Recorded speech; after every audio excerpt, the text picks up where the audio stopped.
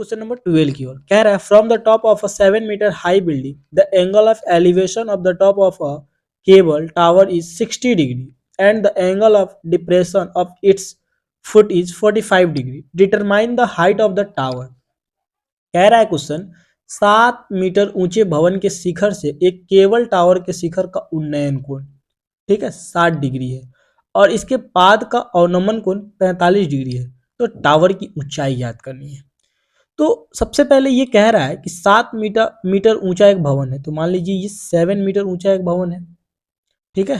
कितना मीटर ऊंचा है ये? 7 मीटर। तो मैंने भवन को माना ए और ये बी, और जो टावर है, ठीक है, वो इससे कुछ दूरी पे होगा, ठीक। तो मान लीजिए टावर है, ठीक है, और ये कह रहा है कि जो टावर के शिखर का जो उन्नयन कोण है, क्वेश्चन में कह रहा है टावर के शिखर का उन्नयन कोण 60 डिग्री है, ठीक है, भवन के शिखर से। तो भवन का शिखर तो ये है, तो भवन के शिखर से जब उन्नयन कोण की बात की जा रही है तो यहां से जाएगा दृष्टि रेखा यानी कि लाइट ऑफ साइट्स, और ये क्या हो जाएगा? हॉरिजेंटल लाइन हो जाएगा यानी कि क्षैतिज रेखा हो जाएगा। तो यहाँ जो कोण बना वो क्या हो जाएगा? उन्नयन कोण हो जाएगा। किसके लिए? टावर का उन्नयन कोण हो जाएगा। तो ये कितना डिग्री बोल रहा है? 60 डिग्री। और दूसरा बोल रहा है टावर के पाद बिंदु का, किसका? पाद बिंदु का, ठीक है, अवनमन कोण 45 डिग्री है। तो किसके साथ है? भवन के साथ है। तो अब इसका जो अवनमन कोण होगा यहां बनेगा। तो ये तो हॉरिजेंटल लाइन हो गया, ये आपका क्या होगा? क्षैतिज रेखा, और ये क्या हो जाएगा आपका? दृष्टि रेखा यानी कि लाइट ऑफ साइट्स। तो ये 45 डिग्री है। तो ये भी एक हॉरिजेंटल रेखा होगा यहाँ पे, ठीक है। तो इसे हम सी बिंदु मान ले, इसे हम डी और इसे ई मान लिए, ठीक है। तो हमें क्वेश्चन में ज्ञात क्या करना है कि टावर की ऊंचाई ज्ञात करनी है। यहाँ आपको दिख रहा होगा कोण ए कोण डी यानी कि 90 डिग्री है, साथ ही साथ कोण सी और कोण बी भी 90 डिग्री है, ठीक है। तो ये आपका एक क्या हो गया? ये स्क्वायर हो गया, एक वर्ग हो गया। तो वर्ग के चारों भुजा आपस में बराबर होते हैं, अर्थात ए बी बराबर होगा किसके? डीसी के, डीसी भुजा के, और साथ ही साथ ए डी बराबर होगा किसके? बीसी भुजा के। तो हम यहाँ लिखेंगे कि क्या है? ए बी आपका बराबर है किसके? डीसी के, और जो आपका ए डी है वो बराबर है किसके? बीसी के। क्यों? क्योंकि ये आपका एक स्क्वायर है, स्क्वायर यानी कि वर्ग है, वर्ग के चारों भुजा क्या होते हैं? आपस में बराबर होते हैं, ठीक है। तो हम यहाँ लिख लेंगे। अब हम इसे डायरेक्ट भी बना सकते हैं, लेकिन मैं पूर्ण विधि से बनाऊंगा, ठीक है, ताकि आपको बेहतरीन तरीके से समझ आए। और दूसरा, जो इसका ये अवनमन कोण बन रहा है, तो अवनमन कोण यहाँ बन रहा है।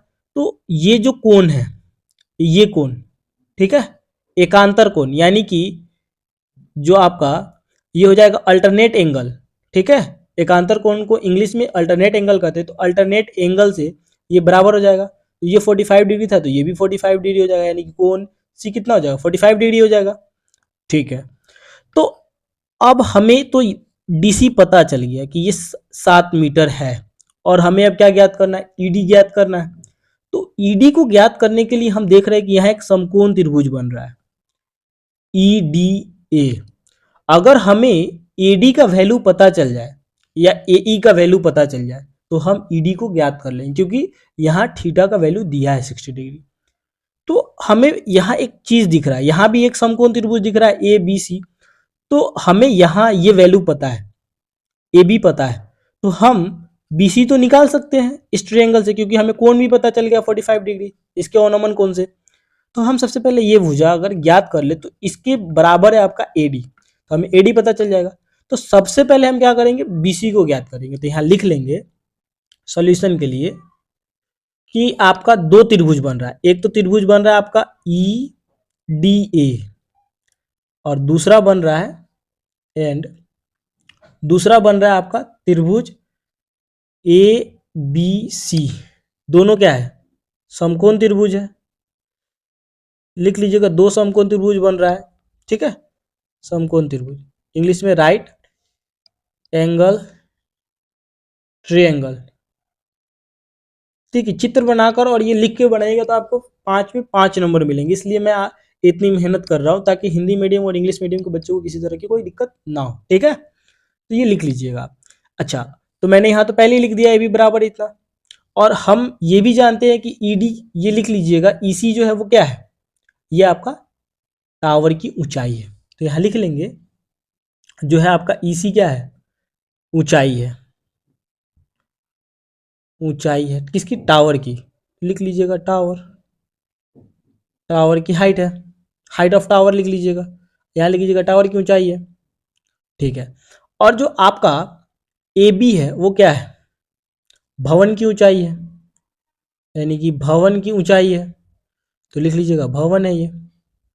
और इसे लिखिएगा आप बिल्डिंग। ठीक है। अच्छा, और बीसी क्या है, भवन और टावर के बीच की दूरी है, डिस्टेंस, डिस्टेंस, दूरी। ठीक है। तो मैंने ये सभी चीजें लिख दी। तो हमें सबसे पहले बीसी ज्ञात करना है। तो इस कोण के लिए सामने का भुजा क्या का काम करेगा, पी का काम करेगा। और यहाँ एक समकोण त्रिभुज है, तो समकोण त्रिभुज के सामने का भुजा क्या होता है, एच होता है। तो ये एच हो गया, ये पी हो गया, तो बीसी भुजा भुजा, तो ये क्या काम करेगा, बी का काम करेगा। तो यहाँ हम लिखेंगे नाउ। अब हम यानी कि अब हम किस त्रिभुज में गए हैं, तो गए हैं यानी कि इन ट्रिएंगल ए बी सी, यानी कि त्रिभुज ए बी सी में जा रहे हैं हम।